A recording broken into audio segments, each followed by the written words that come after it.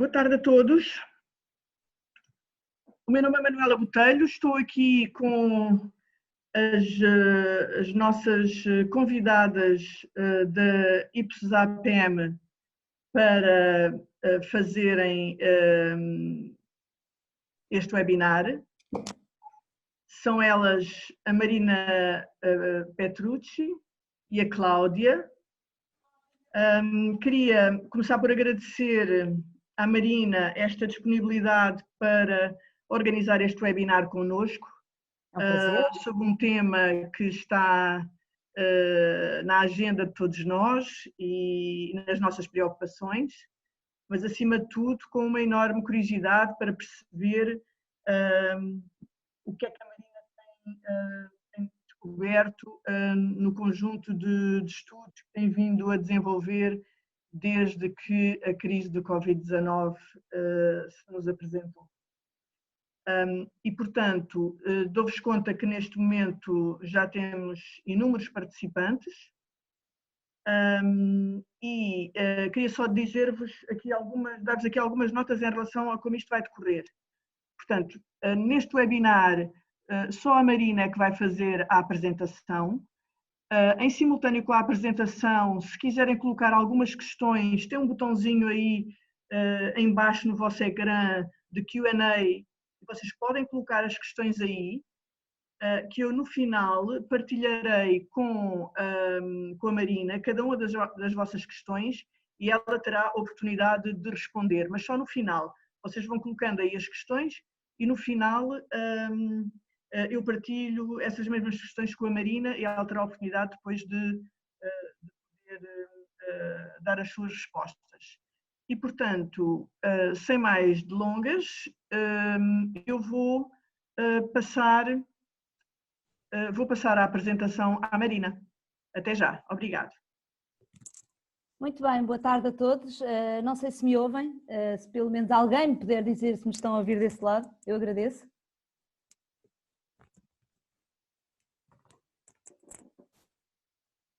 Sim, ouvem-me? Ouvem-me ou não? Ok. Pronto. Então, boa tarde a todos. Obrigada pela vossa presença e um agradecimento especial, naturalmente, também recíproco à APAM por este convite. Quem não me conhece já fui mais ou menos apresentada. O meu nome é Marina Petrucci e sou Country Manager da Ipsos APM, a empresa de estudos de mercado do grupo Ipsos em Portugal. O tema de hoje não é um tema propriamente original, não temos falado de outra coisa nas últimas semanas, mas aquilo que eu vos propunha hoje era falar da forma como o Covid-19 tem estado a impactar o comportamento dos consumidores e refletir um pouco sobre o que é que as marcas podem fazer em resposta neste contexto tão particular. Assim, em termos de agenda, eu num primeiro momento vou partilhar cerca de 10 highlights dos últimos researches feitos pela Ipsos, aqueles que nós escolhemos e que achamos que são particularmente interessantes e pertinentes para os portugueses. Nós estamos também a entrevistar os portugueses de forma regular desde o dia 15 e 16 de março através de um tracking semanal e num segundo momento iria então abordar algumas técnicas, algumas estratégias para as marcas que as marcas podem adotar para serem relevantes neste contexto. Eu gostava de salientar, e acho que é importante fazer esta nota, de que não faço futurologia. Às vezes faço previsões nos estudos de mercado, mas neste momento definitivamente acho que ninguém está com capacidade para fazer uma previsão definitiva e segura e portanto isto que eu vos vou mostrar não são resultados definitivos sobre como lidar com a situação atual, e também não serão seguramente propostas universais e permanentes. Acreditamos que dentro de um mês, 3 meses, vamos poder fazer análises mais profundas e fundamentais, contanto também acreditamos, e isso é importante, que daqui a 3 meses provavelmente já será tarde para as marcas aproveitarem algumas das oportunidades que entretanto vão surgindo. Espero que tirem proveito possível daquilo que vos vou apresentar e que a tecnologia me ajude. E se calhar começava por aquilo que é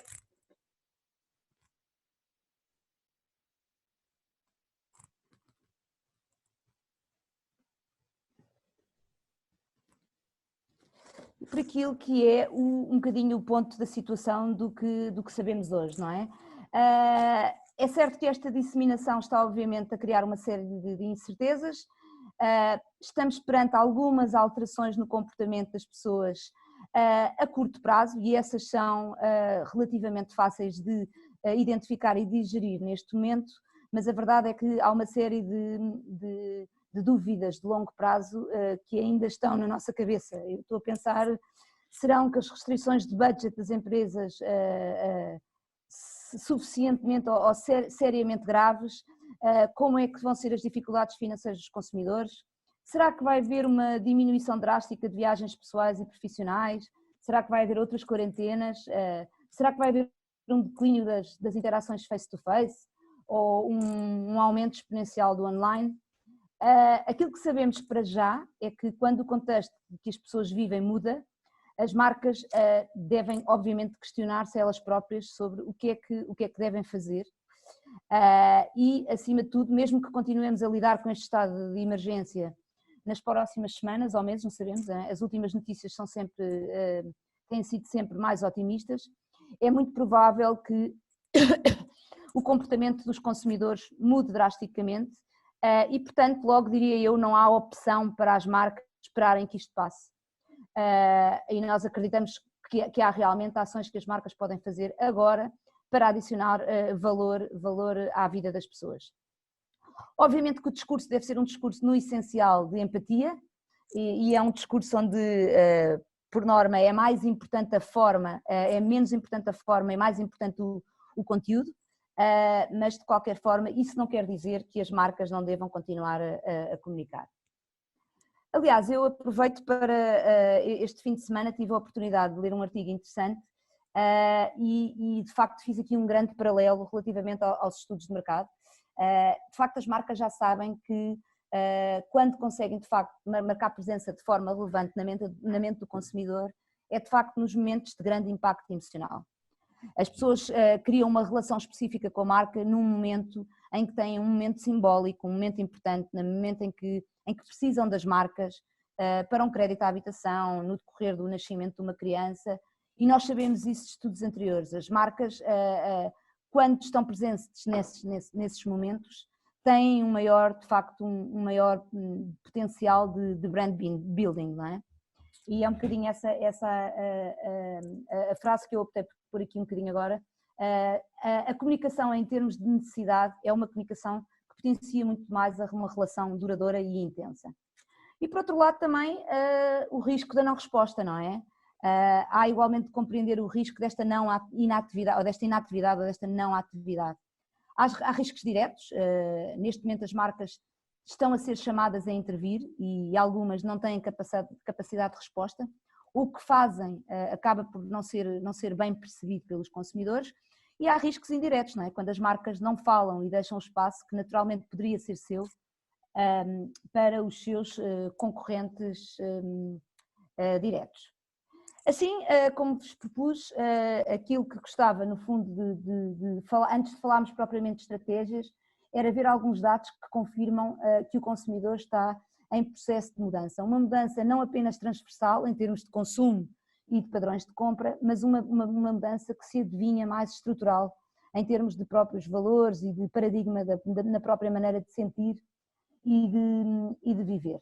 Nós temos falado muito com os nossos colegas da China, os clientes têm-nos pedido muita informação sobre a China e também com alguns colegas da Europa que estão à nossa frente e de facto há aqui uma coisa que é interessante e é uma nota que eu gostava de fazer assim em meio jeito informal, que é, de facto, é óbvio que há alguns elementos e tendências que podem ser específicos, podem ser culturais e intrínsecos a cada país, a cada mercado, mas aquilo que vemos é que a forma como o Covid está a impactar todo o mundo permite, e também no fundo a forma como os governos responderam de uma maneira mais ou menos parecida, de facto aquilo que podemos concluir é que há generalizações que podem ser feitas e conclusões que podem ser tiradas a nível global. Aliás, alguns dos dados que vos vou mostrar da China mostram exatamente isso, não é? Este é um vírus democrático que chega a todos de igual forma. Assim, só para fazer assim meio em jeito de introdução, Isto é o que nós temos hoje, é aquilo que sabemos, à medida que a pandemia vai avançando, as declarações oficiais em todo o mundo são parecidas e todas encaminham para a implementação de determinado nível de confinamento social, com quarentenas mais ou menos legais, oficiais e restritas, mas no fundo este confinamento tem sido, e isto também é importante dizer, tem sido genericamente oficial, mas também muito respeitado pela generalidade da população, tirando obviamente situações particulares, que são aquelas que nos aparecem nas notícias, ou de países que foram realmente apanhados de surpresa antes dos outros e que demoraram algum tempo a entrar aqui neste novo modo de vida. De facto, estou a pensar agora, não deixa de ser interessante que há muita gente nestes países em quarentena que entrou num gesto totalmente voluntário e há países que estão ainda numa situação um bocadinho mais aberta que nós. Eu estou-me a lembrar, por exemplo, os nossos colegas da Suécia estão todos voluntariamente a trabalhar de casa, não é? E, portanto, eu assumo que nós todos estamos a assistir de casa, o que tem a grande vantagem de ninguém ficar completamente chocado se ouvir a minha filha, os gritos da minha filha de 6 anos. Já estamos habituados, não é? Ora bem, o que é importante dizer relativamente a esta quarentena e este auto-isolamento é que isto significa, para além do aspecto prático, nas próximas semanas estarmos em casa, sozinhos ou com a família, significa que, aliás, podemos ver aqui, em termos de barómetros que nós utilizamos e da pergunta que fizemos a 20 de março, aquilo que vemos é que 57% dos portugueses estão em casa acompanhados da família, 25% dos portugueses estão em casa com o parceiro, 7% estão sozinhos em casa e 4% estão sozinhos com animais, ou seja, 11% sozinhos, depois há uns restantes que são situações específicas, estudantes em colegas de casa, coisas desse género. Aquilo que nós vemos, obviamente, é que, deste ponto de vista, existem benefícios. Vamos ter uma vida mais tranquila, vamos passar mais tempo com a família, provavelmente a jogar jogos de tabuleiro e a reinventar as brincadeiras tradicionais. Bem, eu ainda não convenci aqui a miudagem de casa de que os jogos de tabuleiro são mais divertidos do que os ecrãs, mas vou continuar a tentar, pode ser que no fim da quarentena consiga. E, portanto, as pessoas ganham, obviamente, mais tempo para a família e para elas próprias, tempo para atividades individuais também. As pessoas até costumam brincar, não sei se vocês já ouviram, que deverá haver um aumento da natalidade nesta altura, embora, e fazendo também aqui um bocadinho o reverso da medalha, a verdade é que provavelmente também vai poder haver mais divórcios, não é? Aquilo que sabemos é que este auto-isolamento tem também, como é óbvio, momentos particularmente difíceis de ansiedade que aceleram, obviamente, e que exacerbam o estado de ansiedade, que é espelho do estado que vivemos enquanto sociedade. A 20 de março nós pedimos às pessoas para escolherem a palavra que melhor definia a forma como se sentem e as 4 palavras mais escolhidas em espontâneo foram preocupação, ansiedade, medo e insegurança. Também sabemos dos estudos qualitativos, mais propriamente do que os quantitativos, que as pessoas começam a tentar fazer algum filtro da informação que recebem, exatamente porque essa informação, particularmente a mais institucional e a que é vinculada pelos meios de comunicação social, lhes aumenta realmente estes sentimentos de ansiedade e de medo. Assim, muito rapidamente, eu gostava só de vos mostrar aquilo que nós acreditamos e é quase intuitivo, que são as categorias, de facto, que estão a ter um impacto claramente negativo no comportamento do consumidor, e digo intuitivo porque é óbvio, não é?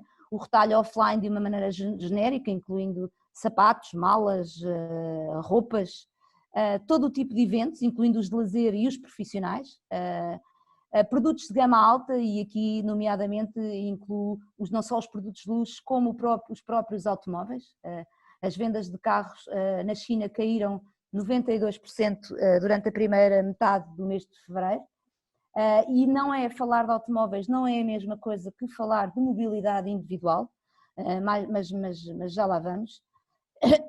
E depois outras áreas, a tecnologia, as pessoas perguntam-se muito porque é que a tecnologia começou a descer, porque houve um primeiro momento de equipamento essencial para mobilizar as pessoas para trabalharem em casa, mas a verdade é que a tecnologia não essencial para o trabalho, como câmaras fotográficas, televisões, telemóveis e por aí fora, está já a sentir uma quebra. Eu acho que pela sua importância vale a pena falar aqui desta sigla que os americanos chamam de BEACH, e porque acho que estas indústrias estão demasiadamente relacionadas com aquilo que é, portanto, tudo o que tem a ver com turismo e com entretenimento, com tudo aquilo que tem muita importância, demasiada importância, diríamos nós neste momento, para a nossa economia.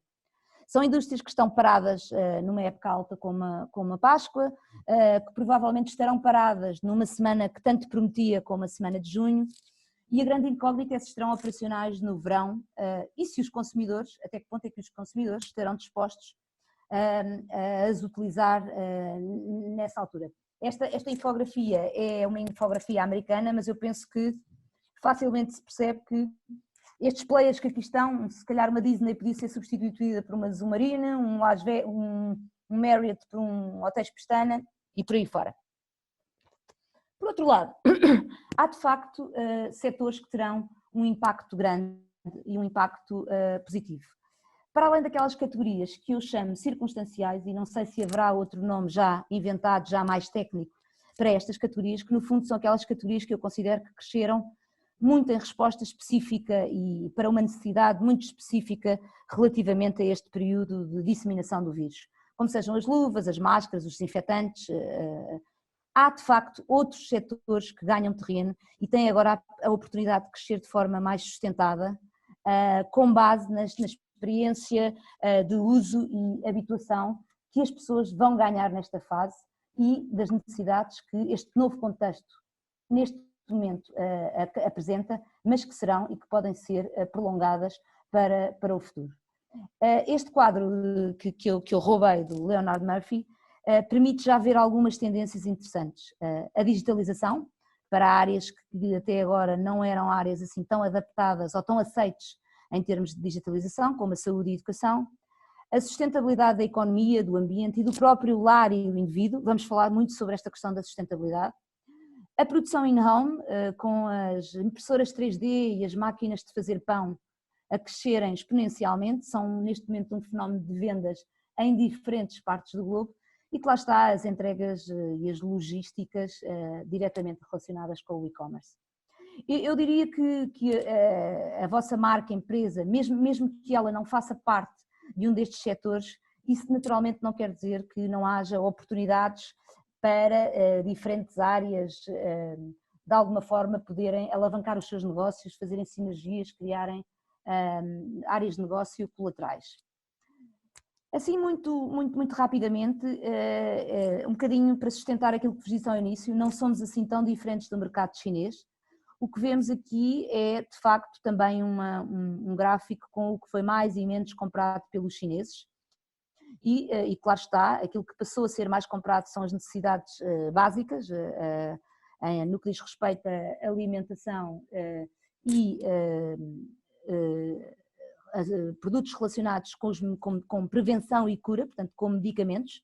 Aqui talvez a China seja, apesar de tudo, na prevenção, um mercado com maior influência desta questão da prevenção do que nós, mas regra geral temos também um incremento nas compras online, temos um grande enfoque para o entretenimento, que é uma coisa que todos sentimos em Portugal, e depois temos as quebras relativamente, como os diria eu, os desportos, os produtos as atividades offline, os produtos de beleza e as categorias mais ou menos de desportos, roupas mais ou menos respectáveis.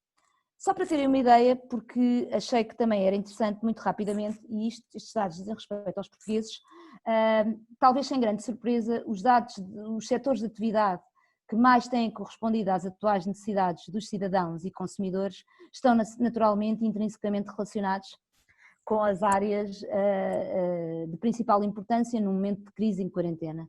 A alimentação, saúde, comunicação e por aí fora, e a aparecerem no top dos setores que mais têm respondido às necessidades, os serviços de entrega de refeições e de entregas de supermercado, que ganham, obviamente, destaque neste contexto, mas que curiosamente aparecem à frente de setores que serão essenciais na nossa economia, como a banca, como os hospitais privados. Portanto, neste momento são, apesar de tudo, vistos como estando a responder mais às atuais necessidades dos consumidores.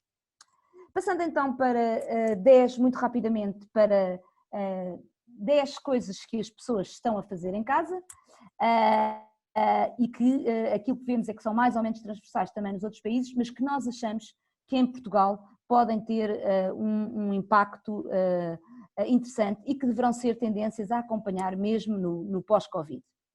Ora, como as pessoas não podem ir ao ginásio, o ginásio vai até elas. Na China muitas pessoas começaram a fazer exercício no interior, até com uns padrões assim um bocadinho, aí sim, não adaptados à realidade portuguesa, mas na verdade este padrão já se vê também na Europa. E isto, ao que lá está, oferece oportunidades para as marcas e aplicações desportivas para dar inspiração às pessoas sobre o tipo de exercícios que podem fazer em casa, sem muito equipamento, embora os equipamentos de ginástica e de fitness também tenham sido das categorias que mais venderam, alavancaram nesta altura. Outra coisa interessante que estamos a fazer mais é organizar e arrumar e limpar a casa. E isto é importante também noutros países, mas particularmente em Portugal, porque, como saberão, as donas de casa portuguesas são sentidas como mais dedicadas, agora que ninguém estrangeiro nos ouve, do que noutros mercados, e aquilo que sabemos de facto é que as pessoas estão a dedicar muito mais tempo a limpar e não apenas a limpar, isto é importante também a desinfetar. Portanto, é claro que o facto de estarem mais tempo em casa também significa que a casa está mais desarrumada. Felizmente eu não tenho o vídeo hoje ligado, mas o recentrar da vida familiar traz de facto para primeiro plano esta necessidade de organizar o espaço e de até concretizar planos adiados de limpezas e arrumações mais profundas. Diria que esta necessidade de arrumar e limpar tem também a ver com uma necessidade mais profunda de controle e de segurança, não é? Por um lado, uma maior preocupação com a higiene do espaço, mas também esta coisa de sentirmos que à nossa volta está tudo tão inseguro, nada como garantir o controle e a segurança dentro de casa. Isto, aliás, é uma mudança de comportamento que os negócios de venda de móveis e bricolagem já estão a sentir. Eu não sei se tenho por aqui alguns clientes, mas já ouvi boas notícias nessa perspectiva. E, portanto, eu diria que é talvez uma tendência mais contextual, mas definitivamente importante nesta altura. Depois temos esta questão de reencontrar e reinventar o convívio em família. Para os que têm filhos pequenos, este período é especialmente desafiante. Eu vou tentar não ser demasiado pessoal nesta parte, de coordenar o trabalho pessoal, o teletrabalho com o acompanhamento escolar dos filhos, com os trabalhos de casa, com o mantê-las entretidas e portanto há todo aqui um conjunto de atividades que no dia a dia da vida normal as crianças fazem sobretudo na escola e que agora os pais tentam de alguma maneira fazer em casa. O Focus Group da segunda semana de quarentena do nosso monitor dizia exatamente isto, as pessoas criam novas rotinas e há também aqui uma coisa muito engraçada por parte dos pais, que é uma atitude de aceitação dos imprevistos que possam ocorrer quando as crianças estão privadas das suas rotinas normais, ou seja, parece que os pais estão a aceitar mais a parede do corredor pintada e os disparates.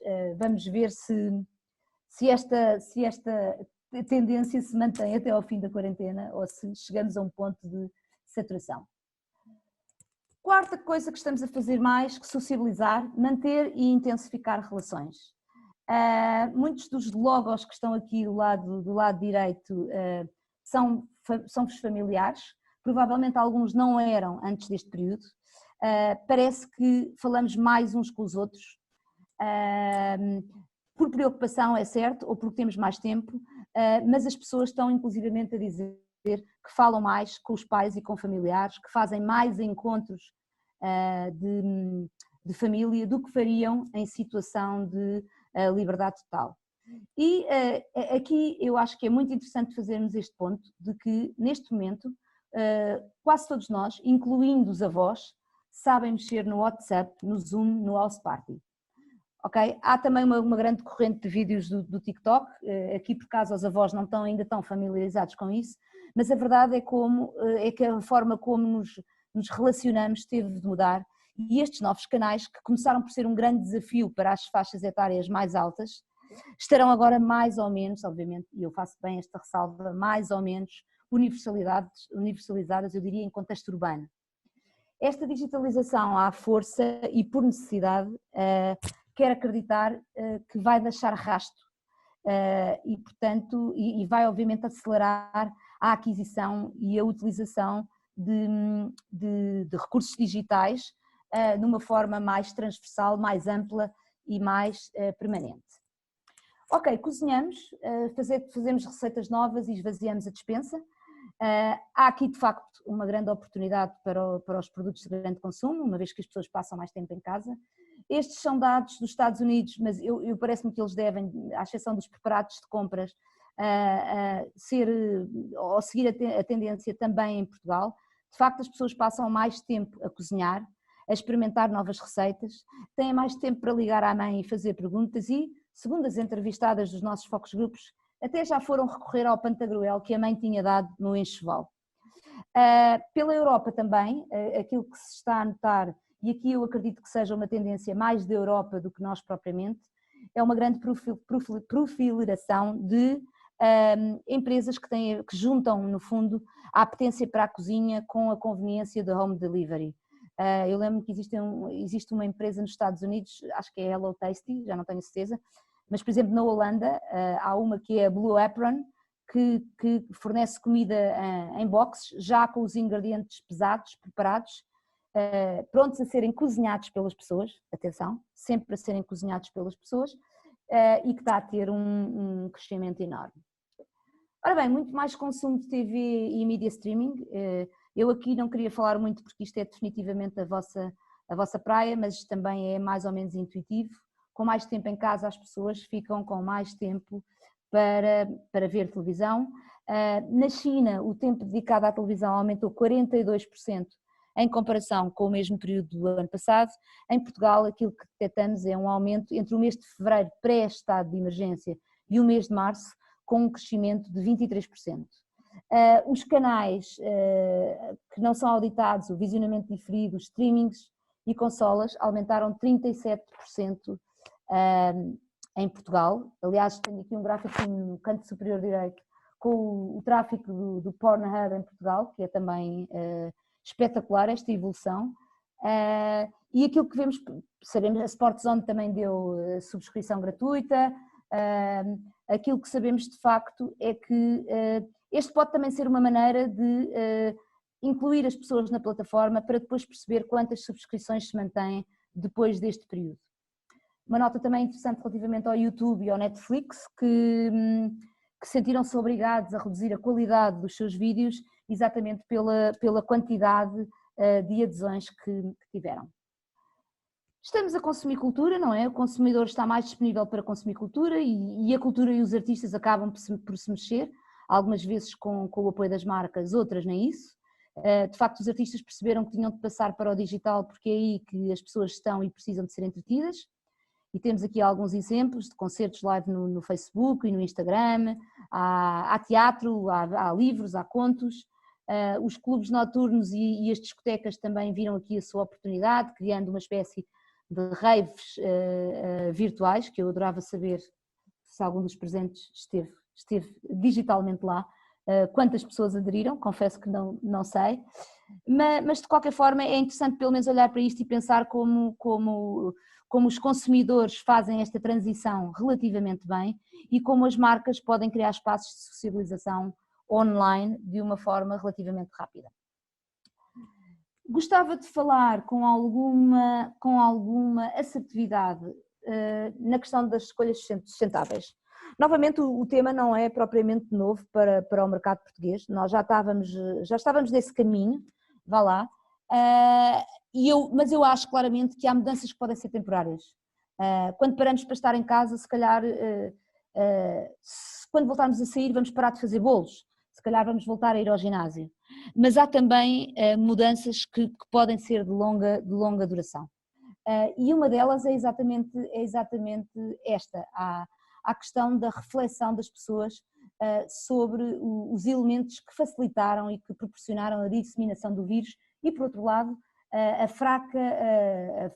debilidade do sistema imunitário da população no geral. Na China, por exemplo, instalou-se uma consciência muito forte que a mortalidade por coronavírus era devida à contaminação do meio ambiente. E, portanto, as pessoas realmente optaram por uma vida coletiva e familiar e individual muito mais alicerçada em opções sustentáveis. E eu achei isto engraçado porque aqui a azul neste gráfico, logo na primeira semana de quarentena, nós já tínhamos consumidores a dizerem que de facto, apesar de tudo, se reconheciam benefícios em consumir apenas o essencial, em haver desaceleração industrial e, por consequência, menos trânsito e menos poluição. Esta é, quanto a mim, uma tendência que vai ficar mais solidificada ainda. O humor é uma coisa muito pouco previsível daqui vir, sendo que, obviamente, como mecanismo de defesa face à pressão do contexto, ele deveria sempre aparecer. As pessoas acabam por rir daquilo que as aterroriza, não é? Todos nós recebemos centenas de memes e de vídeos com piadas dos colegas, da família, etc. Mas eu achei surpreendente os nossos colegas da Social Intelligence Analytics de Itália indicarem-nos que o emoji mais utilizado ultimamente em Itália é exatamente o emoji das lágrimas de riso. É um emoji que eu pessoalmente utilizo quando estou a rir às gargalhadas. E não tenho utilizado assim tanto, mas de facto assumo que o humor é importante, embora faça a ressalva, e acho que isso é importante, que uma coisa é o humor vindo de um amigo, outra coisa é uma piada vinda de uma marca. Uma questão que já recebi de alguns clientes tem a ver exatamente com como usar o humor no tempo de crise.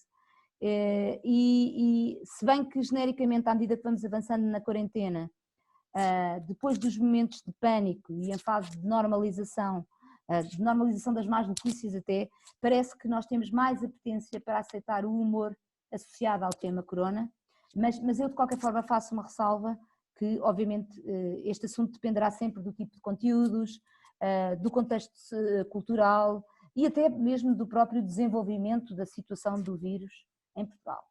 E por último, um sentimento de solidariedade e união, que infelizmente eu ainda não consegui pôr aqui os resultados do estudo que fizemos este fim de semana, que já tem dados interessantes sobre esta questão da solidariedade, mas aquilo que vimos é que tanto em Portugal como noutros países há uma grande mobilização da sociedade civil, do indivíduo, das ONGs. Estes exemplos são apenas alguns, os avisos que os vizinhos colocam com recados a oferecerem-se para ir às compras. As pessoas imprimem máscaras em casa, acho isto muito afetivo. São criadas plataformas, não sei se conhecem a Tecnofor Covid-19, uma comunidade tecnológica de combate à Covid com um movimento de 4.000 pessoas, engenheiros, cientistas, designers, marketeers, profissionais de saúde, que cada um dá aquilo que pode, façam os seus donativos em géneros, em serviços, em produtos, o que podem. Este é um assunto, porque é que este é um assunto interessante para as marcas? Porque é outra coisa engraçada que nós estamos a ver, os consumidores têm a sensação que há bastantes marcas nestes tempos de crise que estão a lucrar com a crise. Eu não queria dar nomes, mas é impressionante perceber como, vou dar um nome completamente genérico só para se perceber, e estou a tentar dar o mais genérico possível. As pessoas acham que a Sonai está a ganhar imenso por causa das vendas no continente, mas não pensam nas Zippies, nas malls, nas sport zones, nos centros comerciais. Em outras vertentes também, isto acontece com várias marcas, obviamente com as marcas grandes. E este sentimento que as marcas estão a lucrar com a crise e que não estão a dar, é um sentimento perigoso para as relações futuras com as marcas. Ora bem, então como devem as marcas responder? Volto a reforçar que não há fórmulas mágicas. É importante perceber que há muitas marcas que continuam hesitantes em dizer alguma coisa. A maioria, no fundo, aquilo que está a fazer, também as próprias marcas e as próprias equipas se estão a organizar, não é? Todos nós tivemos que nos reorganizar. Mas, de qualquer forma, manter calada em relação ao tema, nesta perspectiva de que têm medo de parecer oportunistas, em vez de perceberem que podem ser oportunas, não é? Mas, na verdade, há aqui também muitas oportunidades para as marcas e é mais importante do que nunca estar presente e investir no relacionamento com os consumidores. Então, eu resumiria as nossas marcas, as nossas estratégias em 8 estratégias.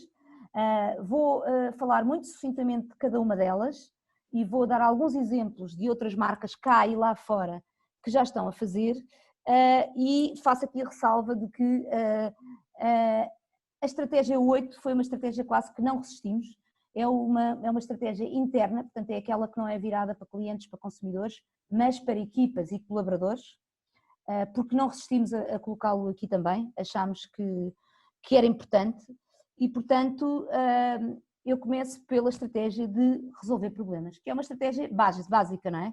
Existem problemas novos, existem situações que nunca tivemos, necessidades que não sabemos ainda como satisfazer. Este exemplo que eu tenho aqui da Ubers foi uma mensagem que eu recebi durante o fim de semana, estava a começar a preparar este documento e de repente lembrei-me, é Páscoa. É Páscoa e não tenho amêndoas, não tenho ovos, não tenho nada em casa. E de facto, esta mensagem a mim pareceu-me como um excelente exemplo de como uma marca pode, ou várias marcas podem, resolver o problema ao mesmo tempo que se aproximam do consumidor. A Arcádia penso que estará, diria eu, com uma distribuição bastante limitada nos tempos que correm, as suas lojas estão provavelmente fechadas, e a hipótese de chegar ao consumidor é pouca, e portanto este é um exemplo português de como uma marca pode resolver em simultâneo 2 problemas, o seu problema de distribuição e o problema do consumidor de acesso ao produto. Temos depois mais exemplos, vocês provavelmente conhecerão também outros, mas eu passo para a estratégia de proporcionar conforto. Ora, aqui é uma questão interessante, uma discussão interna que tivemos, sobre este ponto de que até que ponto é que as marcas são credíveis, respeitadas, para proporcionar conforto. E na verdade aquilo que percebemos é que as marcas são vistas como grandes instituições. E portanto uma mensagem generalizada de otimismo, vinculada num grande meio, tem obviamente uma força institucional grande e mais credibilidade. E por isso tem também obviamente um grande potencial como redutor de ansiedade. Eu tirei aqui alguns exemplos. A marca Louis Vuitton publicou uma mensagem nas suas plataformas digitais para os clientes chineses. Era uma mensagem muito apropriada, muito discreta, mas assertiva, muito adequada ao posicionamento da marca, de uma marca fornecedora de produtos de luxo. A mensagem da Coca-Cola também, utilizando os típicos elementos da marca. E eu escolhi aqui o anúncio da TAP, porque acho que é um ato de coragem. É um exemplo português e é um ato de coragem. No fundo é a TAP a dizer vai ficar tudo bem, we will fly again. Vamos voltar a voar. Assim como a mensagem do Turismo de Portugal, que é também uma mensagem de esperança e que transforma a assinatura Can't Skip Portugal em Can't Skip Hope. No fundo a reforçar que é um tempo de parar, mas também um tempo de esperança. Aqui alguns exemplos de como se pode proporcionar conforto aos consumidores. Atos de bondade. Como eu disse anteriormente, o indivíduo propõe-se a ajudar, as sociedades propõem-se a ajudar e, portanto, os consumidores esperam muito das instituições fortes como as marcas fortes. E eu diria que esperam ainda mais numa sociedade como a nossa, onde sabemos, falamos, discutimos todas as fragilidades que temos enquanto Estado Social de Direito, não é? Estes atos de bondade, que no fundo suportam as nossas estruturas sociais, são por um lado benefícios emocionais que são trazidos ao consumidor e podem inclusivamente, e era aqui que eu queria chegar, podem ajudar a aproveitar os recursos das marcas. Ou seja, dizendo isto de uma forma que não pareça chocante, não deixa de ser um ato de bondade, mas pode ajudar também a marca, não é? Esta marca, a Lush, que vende sabonetes, gel de banho, sais de banho, essas coisas, começou por convidar as pessoas a irem às lojas lavar as mãos, portanto, incentivava as pessoas a entrarem na loja deles a lavar as mãos e oferecia sabonetes.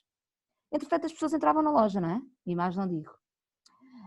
A Superboc também estabeleceu uma parceria em que o álcool retirado da produção da Superboc sem álcool é utilizado para a produção de gel desinfetante para as mãos, e a Zara, aproveitando a sua rede logística, que diria eu deve estar quase parada, não é? Com milhares de lojas fechadas, produz e distribui milhares de máscaras em Espanha, pelo menos. Cá, sinceramente, não sei. Mas basicamente não é preciso dizer que um acto de bondade é sempre bem visto. No caso das marcas, um acto de bondade é mais que bem visto, é quase exigido. E passamos à estratégia de enfrentar a crise com estilo.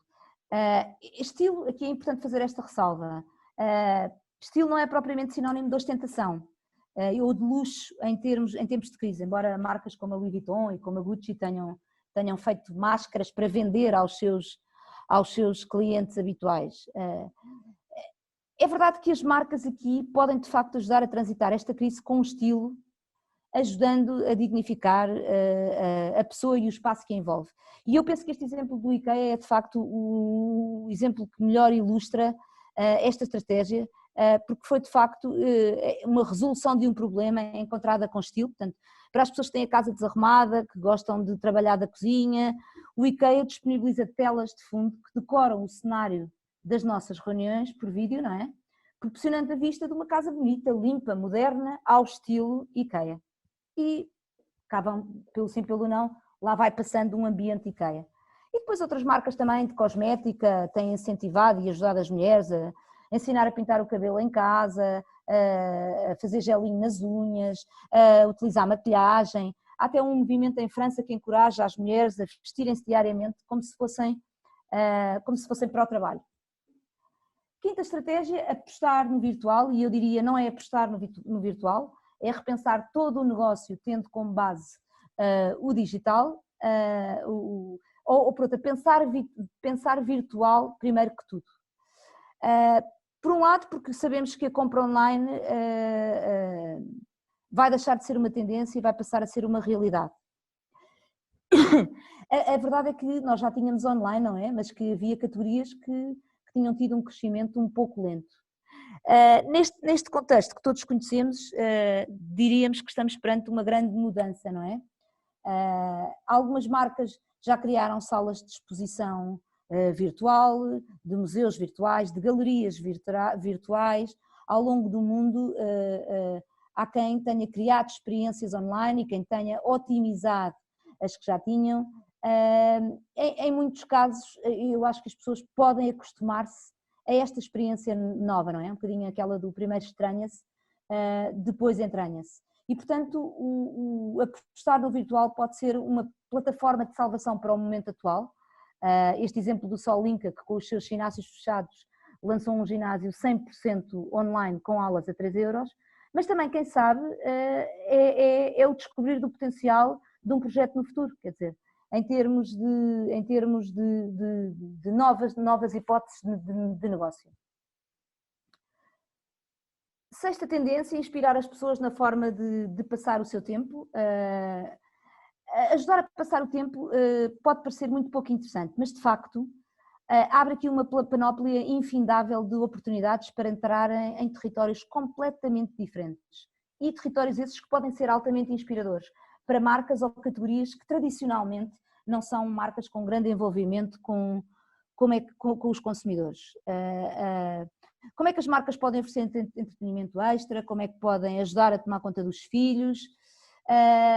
Aqui, de facto, as categorias podem desempenhar diferentes papéis, podem ir para diferentes territórios, uns mais naturais que outros, é certo, mas sempre com a preocupação, obviamente, de serem coerentes com o território da marca.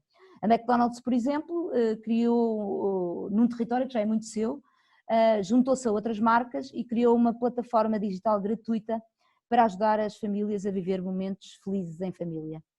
Chama-se Diversão em Casa, gosto tanto. O continente, também histórico, em múltiplos territórios, criou também uma plataforma, rotinas de improviso, com ideias de cozinha, música, ideias para entreter crianças. E temos aqui também um exemplo que nos vem dos Estados Unidos, a Chipotle, que é uma cadeia americana de restaurantes mexicanos, oferece saídas virtuais com celebridades através do Zoom.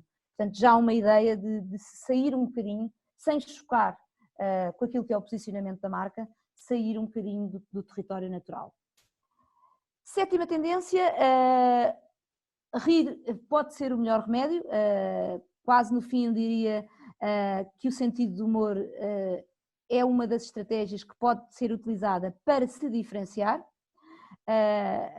É verdade que sabemos que a linha que divide o humor em momentos como estes é uma linha ténue, já falámos sobre isso, portanto é natural que haja que ter cuidado, mas também é verdade que as pessoas começam a procurar alternativas aos discursos formais, aos avisos de perigos, às mensagens oficiais, e portanto há aqui um papel que se pode desenrolar, e eu achei estes exemplos particularmente interessantes, todos diferentes, mas eu não conhecia este exemplo da Netflix, mas como forma de dissuadir as pessoas de saírem à rua, a Netflix fixou em publicidade exterior um conjunto de spoilers.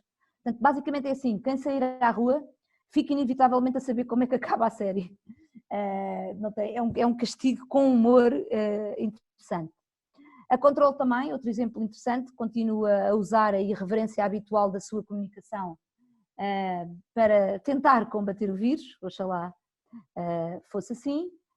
E do lado esquerdo, uma marca que eu penso que é em Espanha este exemplo, com um exemplo mais arriscado, mas uma promoção do lado direito, em que se garante uma morte súbita se as pessoas comprarem 2 coronas. E por último, como vos dizia, não resistimos a incluir aqui esta preocupação de estar com os trabalhadores nesta fase. Regra geral, todos nós enquanto trabalhadores passamos por mudanças drásticas, muitos colaboradores neste momento têm receios relativamente ao negócio e ao emprego e na verdade alguns deles estão na linha da frente, portanto reforçar valores de segurança e confiança torna-se por isso determinante e salientar obviamente o papel de cada colaborador na sobrevivência da sociedade e da empresa e na sua própria sobrevivência individual e familiar. Este exemplo que eu tirei daqui da Guinness é interessante, ele foi partilhado este fim de semana pelo Imagens de Marca. Eu já conhecia a primeira parte, portanto a Guinness não conseguiu comemorar com os seus consumidores como habitualmente o St. Patrick's Day, não é? Que tem um grande impacto nos Estados Unidos, comparadas por várias cidades e tem, acima de tudo, tem um grande impacto no consumo de bebidas alcoólicas nos Estados Unidos. Contudo, para além da tal campanha We Will March Again, que é claramente uma campanha de motivação, de hope, a Guinness olhou para dentro e arranjou forma de motivar e aproximar os colaboradores através de um brinde virtual com 600 funcionários. E dizia a este propósito o Nuno Teles qualquer coisa como com isto sentimos todos próximos, mesmo estando bastante distantes uns dos outros. Um bocadinho de reforçar esta ideia de que os colaboradores também precisam de ser motivados, também precisam de ter mecanismos que ajudem a aliviar o stress. E por último, este anúncio que todos devem ter visto, dos super-heróis da Auchan, que no fundo agradece a todos aqueles que estão a fazer as lojas manterem-se abertas. E foi basicamente, não faço a mínima ideia como é que estou de tempo, mas vou saber rapidamente, estou mesmo na hora. Basicamente foram as 8 estratégias que vos quisemos apresentar. Se calhar vale a pena só, em jeito de conclusão, perceber que nós somos muito resilientes em lidar com mudanças, aliás, estamos todos a perceber isso. E a verdade é que as pessoas, nós também acreditamos muito que as pessoas se vão adaptar. E depois vamos entrar numa nova fase.